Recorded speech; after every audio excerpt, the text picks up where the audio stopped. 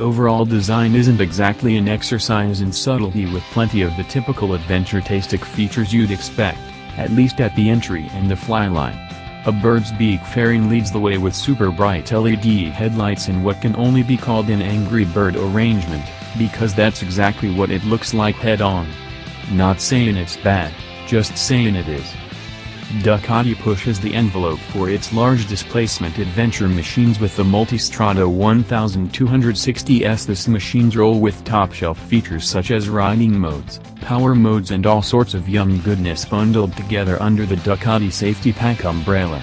A powerful twin-cylinder plant pushes the S well into power adventure territory with upwards of 150 ponies packed away within. The S, and the airbag-jacket equipped SD vertical bar air, build on the base 1260 to deliver something to compete with the other top models on the world stage. So let's get into the details and see how well they did. Up top, the windshield carries itself with a pleasing shape that flows right into the lines of the fairing while contributing a minimum to penetration resistance with an equally minimal protective pocket for the rider. Not too small, but definitely not a barn door that wastes a bunch of energy by pushing a lot of air around unnecessarily. As usual for this Italian builder, the lines exhibit a sensuous flow that graces the bike with almost feminine qualities, and I mean that in the best possible way. I'm not saying it's necessarily a girl's bike, just that my tendency to think of bikes in the feminine is certainly justified in this case. Behind the shield, a full-color, 5-inch TFT screen displays all the pertinent information and serves as a rider interface to help you navigate through the considerable electronic possibilities the S brings to the table. The 5.3-gallon fuel tank rises up in the typical camel-like hump before a steep tumble down to the pilot's seat. Seat height is variable, and you get a choice between 32.5 and 33.3 inches high via the stock adjustable saddle, so you get to dial in for your inseam, within reason. Naturally, the dramatic drop places the rider and the bike more than on it, and the rise to the P-pad creates a dramatic swale that fits right into the advert bike mold. A set of fold-up foot pegs support the passenger's feet from their mounts on the subframe, much more comfortable than swingarm mount pegs, and a set of discrete JC handles provides the final 2 points of contact. The factory tuned up the tubular steel, trellis-style frame for this generation with a swingarm that was stretched by 1.8 inches, and a steering head angle increase of 1 degree to 25 degrees and a longer wheelbase of 62.4 inches. In an effort to minimize unsprung weight, the factory opted for a single-side swingarm that also leaves an unimpeded view of the rear wheel from the right side for even more curb appeal.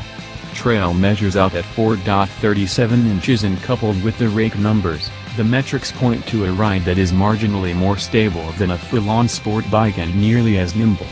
Of course, the relatively high center of gravity will also play a role there as well.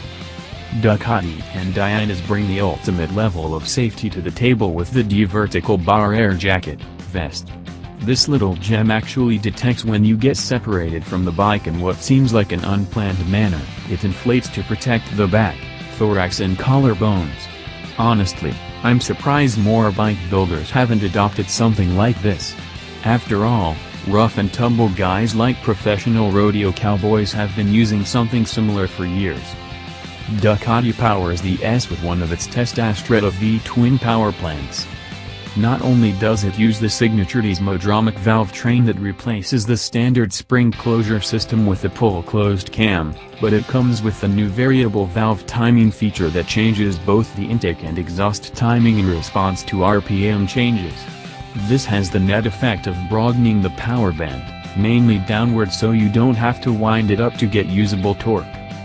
The 106mm bore and 71mm stroke gives it a 1262cc displacement with a sizzling hot 13:1 compression ratio that'll accept nothing less than the finest road champagne. There is plenty of good news though. The factory claims 158 horsepower at 9,500 revolutions per minute and 95.5 pound-feet of torque at 7,500 revolutions per minute. And that's enough to put it neck and neck with the other top adventure sport bikes currently on the market.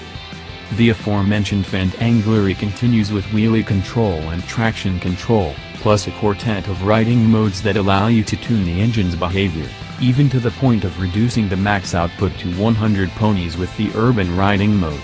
Sport, enduro and touring riding modes round out the magic to make the essentially, 4 bikes in one. A slipper clutch binds that power to a 6-speed transmission with the Ducati quick shift feature that lets you cycle up and down the range, sans clutch action, with the push of a button. The 2018 Multistrada 1260S rolls for $20,995, and it can be had in Ducati red, volcano black or iceberg white. I like the white, but I do hear the Imperial March when I look at it. Thanks for watching.